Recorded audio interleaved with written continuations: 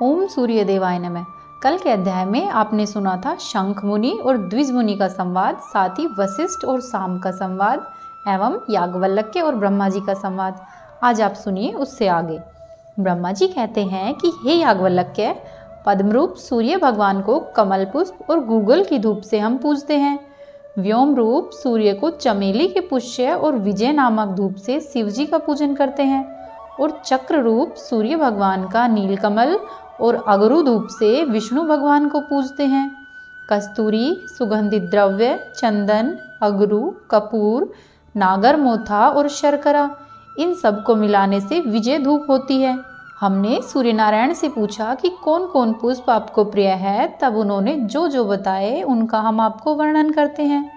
मल्लिका पुष्प सूर्य भगवान को अर्पण करने से उत्तम भोग मिलते हैं। श्वेत कमलों से सौभाग्य, कुटज पुष्पों से अक्षय ऐश्वर्य, मंदार अर्थात आग के पुष्पों से कुष्ठ रोग का नाश और बिल्व पत्रों के पूजन करने से लक्ष्मी की प्राप्ति होती है। आग के पुष्पों की माला से धन मिलता है। बकुल पुष्पों की माला से कन्या का लाभ होता है। पलाश के पुष्पों से अरिष्ट निवृत्ति और अगस्त्य पुष्पों से पूजा करे तो सूर्य नारायण का अनुग्रह होता है। करवीर के पुष्प जो सूर्य भगवान को समर्पित करे वह उनका गण होता है।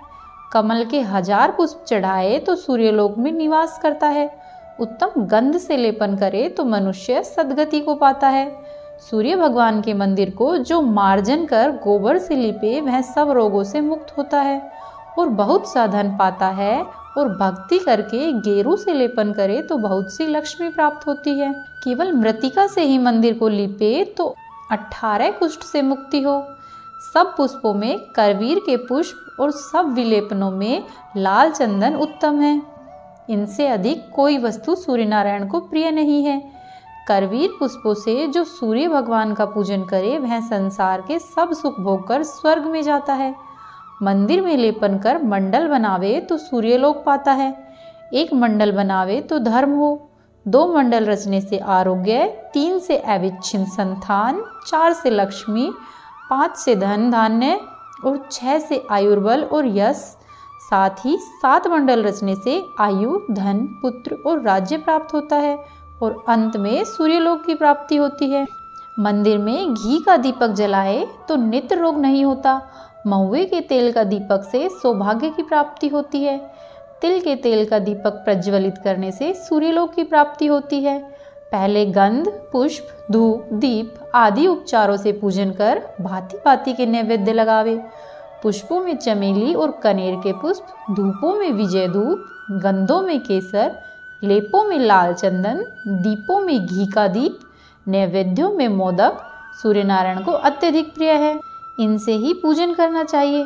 पूजन के बाद प्रदक्षिणा और नमस्कार करके हाथ में सिद्धार्थ अर्थात श्वेत सर्षप का एक दाना और जल लेकर सूर्य भगवान के सम्मुख खड़ा होकर अभिष्ट कामना को हृदय में चिंतन करते हुए सिद्धार्थ सहित जल पीवे, परंतु जल को दांतों से स्पर्श ना करे। दूसरी सप्तमी को 2 दाने श्वेत सर्षप के और जलपान करे। इसी प्रकार सप्तमी पर्यंत एक एक दाना बढ़ाते जाए। पीछे जप और हवन करे। और यह भी विधि है कि प्रथम सप्तमी को जल के साथ सिद्धार्थ पान करे, दूसरी को घी के साथ, तीसरी को शहद, फिर दही, दूध, गोबर और पंचगव्य के साथ क्रम से सप्तमी तक पान करे। इस प्रकार जो सर्षप सप्तमी का व्रत करे वह बहुत सा धन, पुत्र और ऐश्वर्य पाता है। उसके सब अर्थ सिद्ध होते हैं और सूर्यलोक में निवास करता है। फिर ब्रह्मा जी कहते हैं कि हे याज्ञवल्क्य, अब हम स्वप्न का फल कहते हैं। सप्तमी को उपवास कर विधि पूर्वक पूजन, जप, होम आदि करे और रात्रि के समय सूर्य नारायण को स्मरण करते हुए कुसा की सैया पर शयन करे, तब रात्रि को स्वप्न आते हैं। जो स्वप्न में सूर्य का उदय हो, इंद्रध्वज और चंद्रमा देखे तो उसको सब समृद्धि प्राप्त होती। शंख, माला, वीणा, श्वेत कमल, चामर, दर्पण, पुत्र की प्राप्ति देखने से और रुधिर के पान करने और श्रव्य से ऐश्वर्य होता है। घी से प्लूत प्रजापति के दर्शन से पुत्र की प्राप्ति होती है। वृक्ष पर चढ़े अथवा अपने मुख में महिषी, गो अथवा सिंह का दोहन करे तो ऐश्वर्य प्राप्त होता है। जिसकी नाभि से धनुष और बाण निकले उनसे सिंह अथवा सर्प को मारे वह लक्ष्मी पाता है। स्वर्ण चाकृति के पात्र में अथवा कमल के पद में जो खीर खाए उसको बल की प्राप्ति होती है। धूतवाद और युद्ध में जय हो तो स्वप्न अच्छा होता है। अग्नि को ग्रास कर जाए तो जठराग्नि की वृद्धि होती है। अपने अंग प्रज्वलित हो और नाड़ियों का बोध हो तो संपत्ति मिलती है। श्वेत वर्ण के वस्त्र, पुष्प, माला, अन्न और पक्षियों का दर्शन अच्छा होता है। शरीर में विष्ठा का लेप करे, सिर और भुजा अनेक दिखाई पड़े, अगम्य स्त्री से गमन करे, श्लोक पढ़े तो शुभ होता है। देवता, ब्राह्मण, आचार्य, गुरु, तपस्वी स्वप्न में आए और जो कुछ कह देवे वह सत्य होता है। सिर कट जाए अथवा फूट जाए, पैरों में बेड़ी पड़ जाए तो राज्य मिलता है। रोदन करे तो हर्ष की प्राप्ति होती है। घोड़ा, बैल और श्वेत हाथी के ऊपर निर्भय होकर जो चढ़े वह राज्य पाता है। राजा को अथवा कमल को देखे तो लाभ होता है। ग्रह और ताराओं को ग्रास करे, पृथ्वी को उल्टा देवे और पर्वतों को उखाड़े तो राज्य पाता है।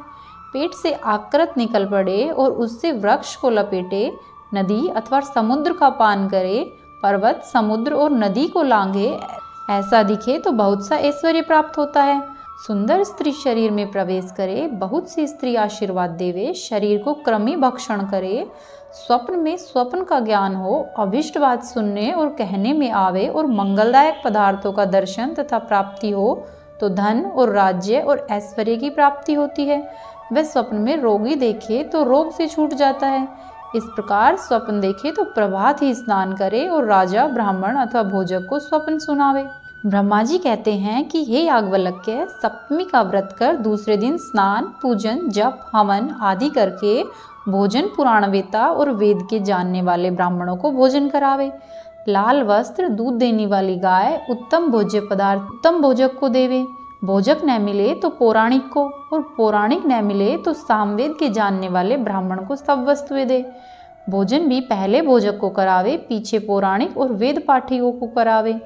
इस प्रकार भक्ति से 7 सप्तमी करे तो अनंत सुख पाता है और 10 अश्वमेध यज्ञ का फल प्राप्त होता है। कुष्ठ आदि रोग इस व्रत से ऐसे डरते हैं जैसे गरुड़ से सांप।